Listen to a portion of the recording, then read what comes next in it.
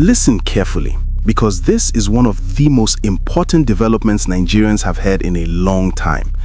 In a video message that is already spreading and will go even further, Israeli Prime Minister Benjamin Netanyahu openly spoke about the need for terror groups and violent extremists to stop the killing and displacement of Christians in Nigeria.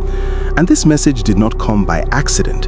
It came during the Christmas period, a time that has repeatedly been marked by attacks, killings, and displacement of Christian communities across parts of Nigeria. And it also came at the same time the United States is applying serious pressure on the Nigerian government for failing to protect Christians who are being murdered by terrorists, jailed by compromised courts, and driven from their ancestral lands by armed groups operating with political protection. Netanyahu's words may sound simple on the surface, but the meaning behind them is heavy because for the first time, a global leader known for decisive action against terrorism has publicly acknowledged what Nigerians have been crying about for years, that Christians in Nigeria are under sustained attack and the Nigerian state has failed to stop it. This did not happen overnight. For months, Nigerians have been tagging Netanyahu on X, flooding his page with videos, pictures, names of villages wiped out, churches burnt, families slaughtered, and communities emptied, pleading for the world to see what is happening because their own government has refused to act decisively. And now, Netanyahu has responded. He has made it clear that he is aware and that these killings and displacements must stop. And when you understand Israel's history and posture on terrorism, you will know why this message is sending shockwaves. Israel does not negotiate endlessly with terrorists. Israel does not romanticize extremists. Israel does not look away when civilians are targeted. Israel strikes fast, hard, and without apology when terrorism threatens innocent lives. And that is why many Nigerians are asking a serious question today. With mounting evidence, with U.S. findings, with open warnings from Donald Trump that America may step in if Nigeria continues to fail, will Israel join the pressure or even the fight to help stop the killing of Christian communities in Nigeria? Trump has already drawn the line. He warned that continued violence against Christians will not be tolerated. And shortly after, U.S. surveillance aircraft began flying over Nigerian airspace, gathering intelligence on terror networks, camps, and movements. That alone tells you the world is no longer relying on Nigerian government assurances. They are verifying for themselves.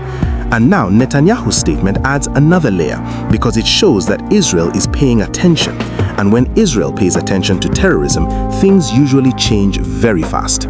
For years, Nigerian authorities have tried to downplay or reframe the crisis, calling it clashes, farmer-herder issues, banditry, or misunderstandings, while entire communities are erased, farms are seized, and people are forced into IDP camps.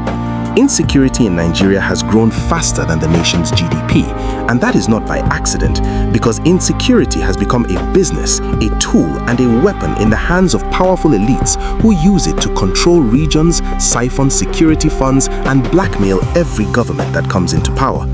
The truth Nigerians know but fear to say is that if the hands of government were not entangled in this violence, if powerful figures were not protecting, funding, or shielding violent networks, this madness would not have lasted this long. Terrorism survives on oxygen, and in Nigeria, that oxygen comes from silence, excuses, and political protection. Every time communities are attacked, you hear calls for dialogue, restraint, and understanding. But when victims speak up, when they defend themselves, when they protest, the state suddenly remembers force. This double standard is what has kept Boko Haram, ISWAP, and other violent groups alive for so long, and now the international community is seeing through it. The U.S. is watching from the skies, Israel is speaking openly, and the narrative is shifting from internal Nigerian politics to international accountability. This is why Netanyahu's message matters. It sends hope to communities that feel abandoned. It tells them that they are no longer invisible, that their suffering is no longer buried under official statements and press releases. And it puts pressure on Nigerian leaders who have enjoyed years of plausible deniability. Because once global powers start paying attention, excuses stop working. Nigeria has always presented itself as a regional leader, a big brother in Africa, but a big brother that cannot protect its own citizens loses moral authority.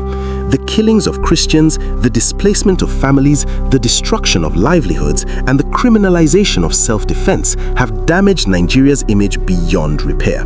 And now, external actors are stepping in, not because they want to colonize Nigeria, but because mass violence and state failure create instability that spills beyond borders.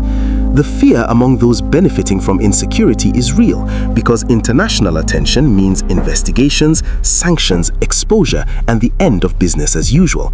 And that is why you will see sudden attempts to control narratives, dismiss concerns, or accuse critics of exaggeration. But facts are stubborn. Villages have names, victims have faces, graves have numbers. Netanyahu's acknowledgement adds to a growing list of global voices saying enough is enough. And whether Israel joins the fight directly or indirectly through intelligence sharing, training, or diplomatic pressure, one thing is clear: the era of silence is ending. Nigerians who have lived under fear for years are beginning to see a glimmer of hope, not because foreign powers are saviors, but because their attention removes the shield of impunity that terrorists and their sponsors have enjoyed. The message is simple. Killing civilians is not culture, it is not politics, it is not misunderstanding, it is terrorism, and terrorism anywhere concerns the world. This is why this moment matters, because when Trump speaks, when Netanyahu speaks, and when evidence piles up, the cost of inaction becomes too high, and the question Nigerians must now ask is not whether the world cares, but whether Nigerian leaders are ready to choose citizens over corruption, peace over profit, and justice over silence. This is Trend Fusion, where we tell the truth without fear. If you want more deep, honest analysis on issues shaping Nigeria and Africa, follow Trend Fusion. Like this video, subscribe, and share it, because light is the enemy of injustice, and the world is finally shining light on what Nigerians have endured for too long.